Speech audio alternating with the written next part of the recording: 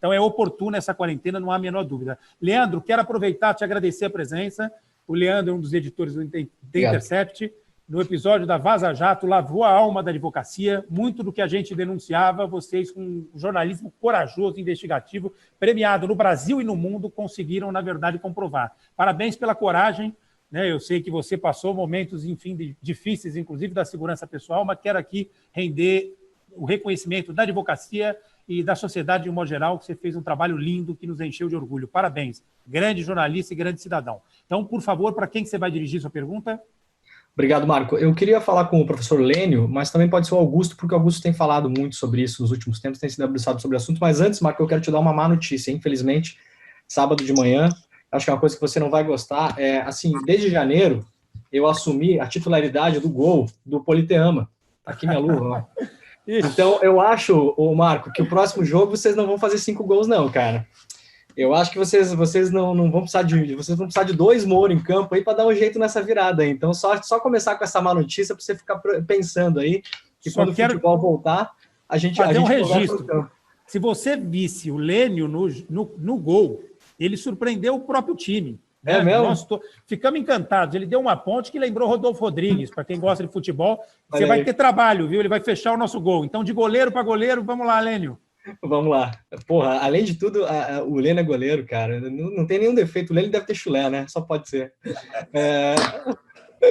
O professor, mestre Lênio, é o seguinte, eu só quero falar uma coisa muito rapidamente. Vamos lembrar que lembrando que a Gabriela Prioli falou, todos os procuradores de Curitiba apagaram os seus registros nos seus celulares. E até hoje não apontaram uma vírgula que seria falsa nos diálogos, tá? Então, isso para a gente deixar muito claro.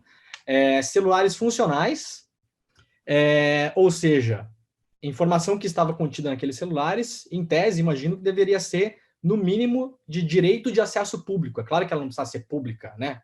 Mas a gente não consegue acessar as informações dos celulares dos procuradores nem com lei de acesso à informação, e aquela informação deveria ser pública, porque os celulares eram funcionais.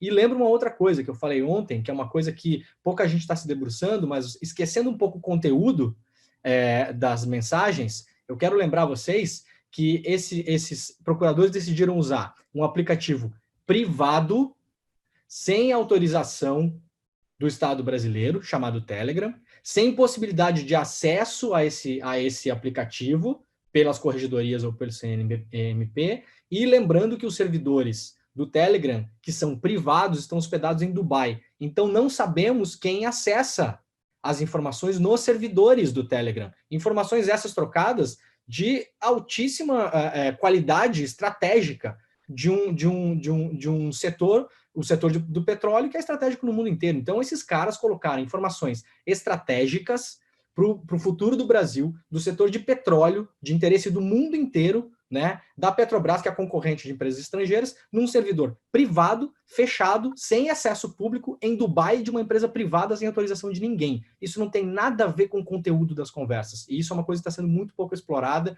e eu acho que é um flanco aberto aí para se explorar juridicamente, inclusive. É importante lembrar também, como eu lembrei para o Reinaldo, a gente estava conversando anteontem, o tweet do Sérgio Moro, defendendo a Lava Jato, né, contra os supostos ataques do Aras. O Moro disse no Twitter, aspas do Moro, desconheço segredos ilícitos no âmbito da Lava Jato. Ele não disse que não houveram, ele disse desconheço.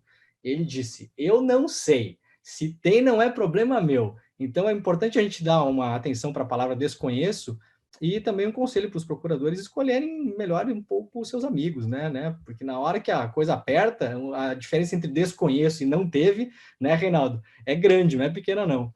Lembrando que o PowerPoint do Deltan Dallagnol, que é para ser julgado no Conselho Nacional do Ministério Público, o julgamento foi adiado 40 vezes. Esse sistema não funciona.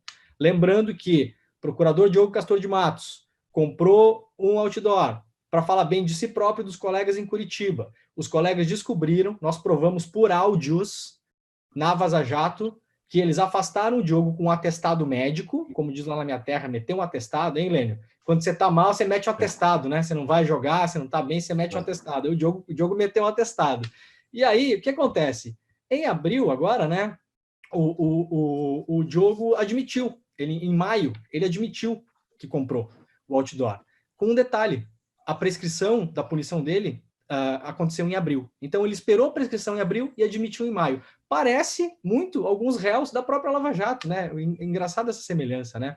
E última lembrança antes da minha pergunta, doutor Lênio, é o seguinte: o Gilmar impediu o Lula de assumir o ministério? Sim, mas vamos lembrar o seguinte: o Gilmar Mendes, o STF e a sociedade brasileira tiveram acesso a um áudio, o famoso áudio de Messias, que foi tornado público, áudio ilegal, captado fora do horário da permissão.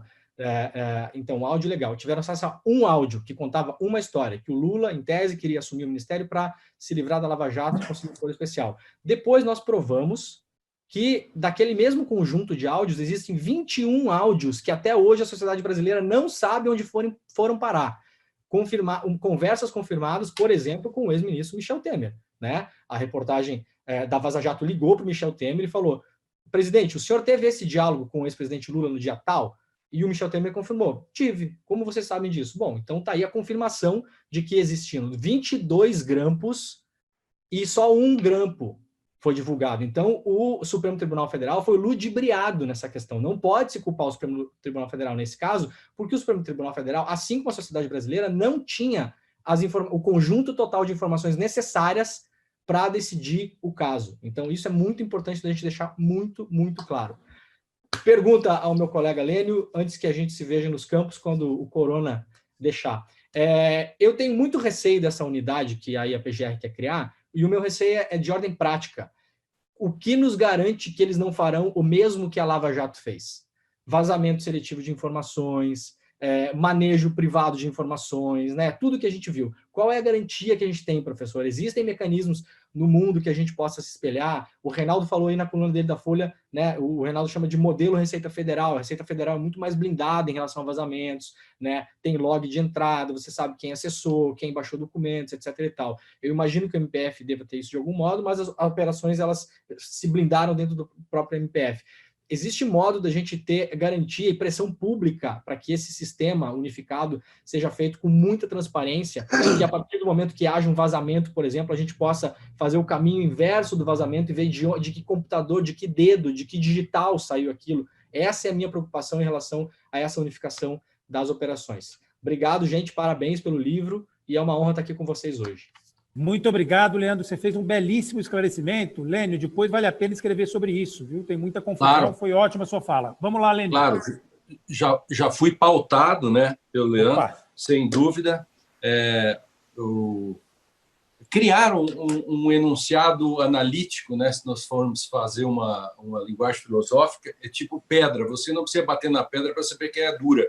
O enunciado foi: os fins justificam os meios. Nós vamos salvar o Brasil, etc. Bom, a partir disso, tudo fica válido. E aí, por isso que, por exemplo, os próprios personagens acharam que poderiam fazer o uso de material público, de perigosamente colocarem os dados brasileiros à disposição em Dubai, ninguém sabe do Telegram como isso funcionou, e isto, por enquanto, não está. E falharam até agora as corregedorias, que deveriam ter, obviamente, investigado imediatamente tudo isso, né, para que as pessoas envolvidas nisso pagassem. Só por aí você já tem um grande espaço para CPIs ou outras grandes discussões, porque transcende ao problema da própria Lava Jato.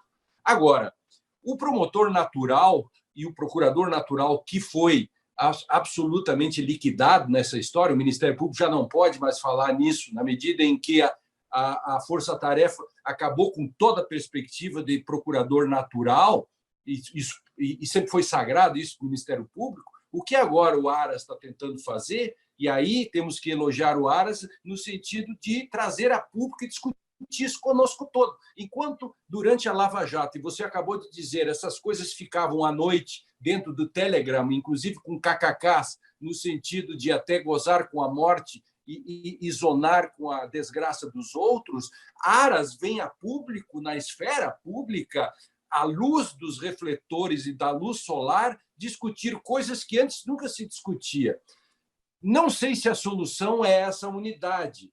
Agora, hoje, nós somos outras. Eu sou eu e mais isso que está aqui hoje. Você também. Nós somos toda a Lava Jato. toda a força-tarefa, tudo que ela representou, e somos agora o que vai vir. E nós não seremos mais pegos e surpreendidos pelo modus operandi que agora foi denunciado, porque somos nós, sabedores do modo operandi, já não somos nós os ignorantes no sentido de ignorar, e estaremos muito mais atentos e não seremos mais pegos. E quanto a outra questão, aceito esta pauta muito importante, vamos tocar ela para frente, dessa questão do uso e do modo como isso foi feito. Fundamental, respondi Lênio. rapidamente, porque pelo tempo, enfim. Mas Na forma da lei. Nós encontramos nas 4 linhas. Obrigado, professor. E venceremos.